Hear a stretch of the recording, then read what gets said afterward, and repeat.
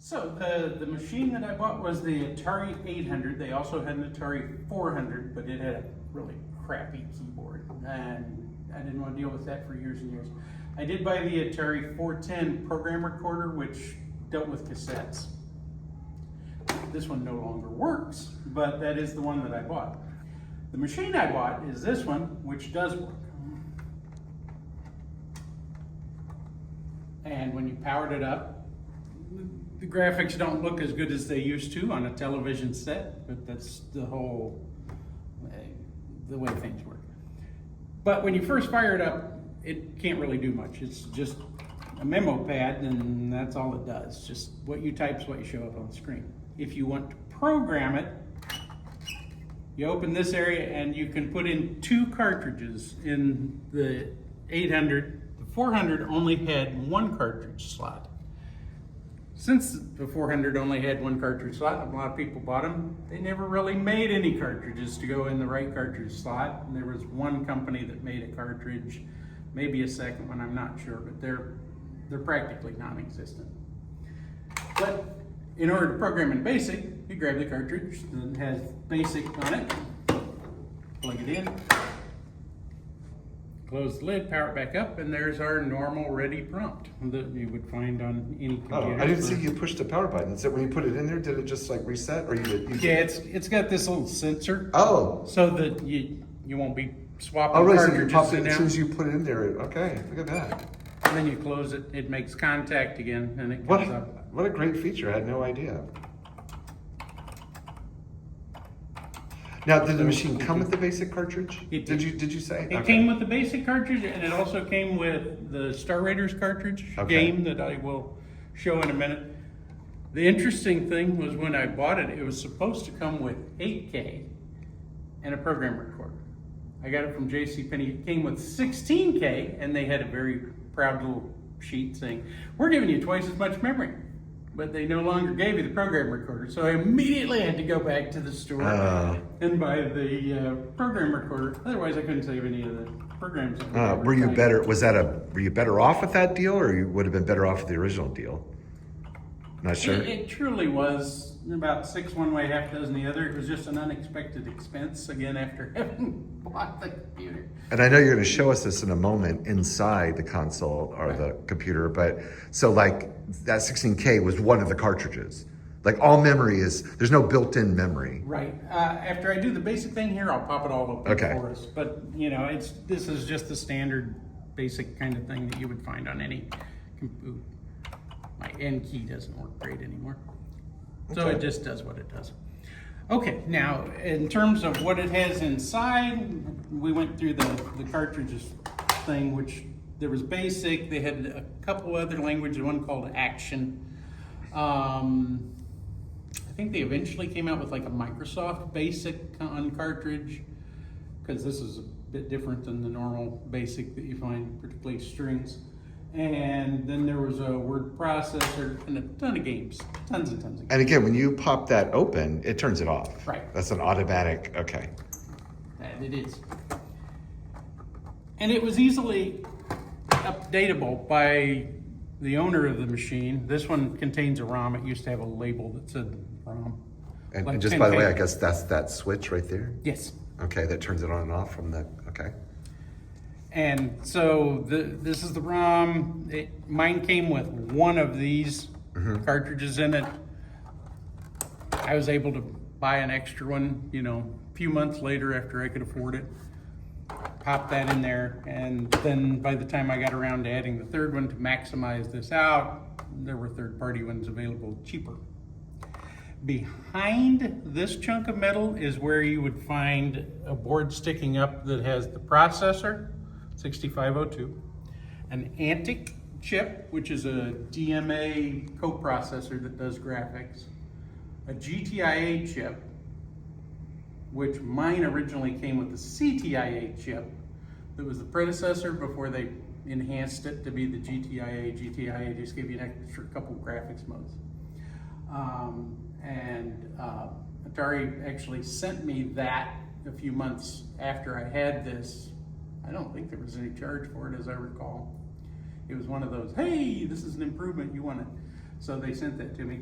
And the final chip back there is a Pokey, which is potentiometer keyboard. So it dealt with the joysticks and the keyboard input. Now, I'm assuming when you bought it, you registered your computer? That's how Atari Yes. knew about you to send you that chip? Yes. So the good on you for registering your purchase, right? That was back in the days you mailed in a little card for Yeah. your warranty and all of that stuff. Yeah. Now, I noticed this one doesn't have a case. And did you remove the case, or what's the story behind that? On this particular one, I think it was a third-party one. It did not come from Atari, so the other company did not put a case on it. Oh, okay. Because inside these cases, all it is one of these cards that just sticks in a slot. They just put it in the little plastic case to make it easier and handier and everything for people to do. Yeah. The downside, of course, is it blocks airflow, so the little plastic cases cause some amount of overheating. But it was an engineering design that was a good thought, and maybe not the best thought. Now, I had mentioned that Star Raiders was a game that also came with it, and this particular game probably sold more of these computers than anything else, because it was quite original and quite cool. So we start off, we're flying through space, we're going to put our shields on, we're going to put our attack computer on, and we go to a galactic map. And for anyone who's ever played Star Trek on like an old mini computer, this is it, except they've done 3D graphics and made it a little more arcade-like. So we're flying through space. Here we are where the bad guys are. I see a TIE fighter, sort of. Yeah, these guys are the Xylons as opposed to the Cylons. So a conglomeration of Battlestar Galactica and Star Wars, huh? Oh, yeah. And so you're firing these little shots. They're firing things at you. If your shields were down and they hit you, obviously you'd be killed. If you have the shields up, they can hit you. And I didn't, there's one of them around. I gotta let him hit me here. Hang on. And there we go. Oh, man. Dude, I am trying to get you to hit me here. Did it come with one joystick when you bought it too, or no? Probably not, I right? do not remember if it came. It probably did, just so you could play this game. Oh yeah, you would have to. It would have to, wouldn't it? And then extra joysticks. I don't remember how much they were. I love these things. My kids hate them. They like the ones that got 3 triggers on each finger and Yeah, buttons the and all kinds of Nintendo stuff. standard. I guess we call that a T-pad, G-pad, or I don't know. I'm not sure. I'm pretty old-fashioned. I like a stick and one button. People are going to yell at the video now. It's this pad, dummy. Whatever it is. And so if you happen to run low on fuel, which you're constantly burning fuel, it takes energy. If you get your shields get hit, you have to go and find one of your own base stars, which we know he's over here because we can see him in the target thing, and we see that he is about 302 somethings away. But we keep getting closer. Oh, now you'll dock. Yeah.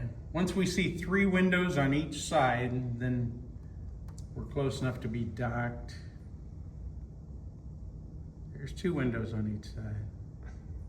Oh, so it looks like a flying saucer. But in the little picture, it sort of looks like a TIE fighter. That's interesting. I still am not close enough. There we go, finally. Oh, look at that orbit established. And now he sends out a little spacecraft with fuel in it. And our energy here will go back up to 9999 maximum in a minute. There it is. Look at that. And he heads on back.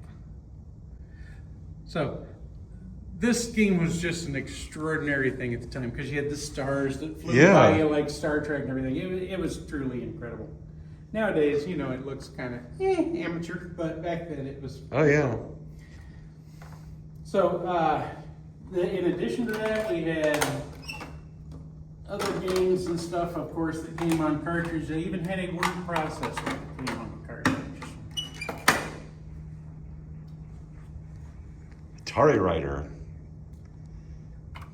And so you could create a file. This is simple text. And in fact, what I can demonstrate this together with the other thing I'm going to show here, and that will help things as well. The next thing I want to show off is this newfangled device that they've come out with called a FujiNet. FujiNet's pretty incredible. It replaces disk drives, it replaces cassette decks, it replaces printers, it replaces everything.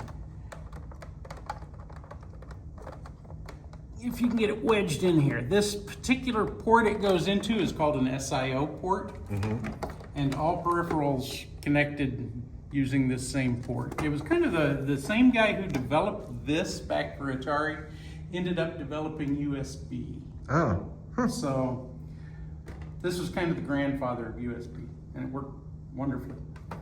But for the FujiNet, they attach this way and then it becomes everything. Because I don't have a separate power for this, and it's going to get powered from my computer, and it boots slowly enough, I have to hold down the start key, which normally you would use if you were going to try to load something from cassette. Now you'd hit return, but we're not interested in doing that. We just want to reset the system. So it did restart the system, but now it's seeing the FujiNet. Right. Okay, which is kind of booting it, I guess, right? Yes. Or it's booting, it from here. It's loading the drivers in. Oh, okay, just like it would a disk everything drive up. or a. If we look at config, what? We will get this all to work eventually here. Okay, here's the configuration we've got. So the network I'm connecting to is TravelNet, which is simply this little mobile thing that I've got that attaches to my phone because we're in a library and I need some way to connect to the internet, so it's all going through my phone and everything. But the important thing is for this IP address. And you had pre-configured this from previous use, Yes. right? You had to configure all that. Yeah. Okay. I think it picks the IP address just Okay. randomly.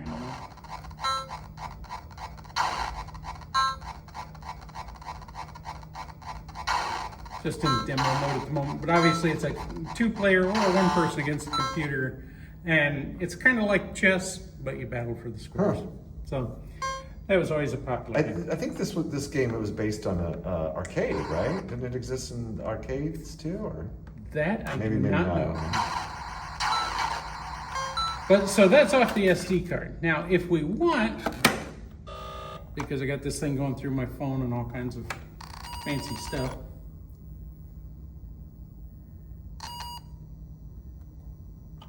There are several sites for FujiNet applications. This is one of them. So we're actually going out to the internet, bringing back the file catalog that's on there.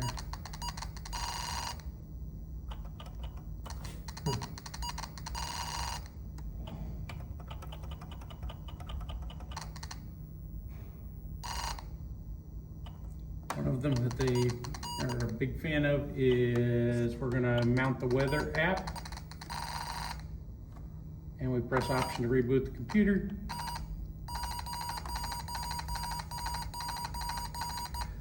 This little sound, by the way, has always been associated with Atari. Anytime it reads from cassette or it reads from disk, you kind of get this little thing to let you know it's doing something. It's not doing something fast, but it's doing something.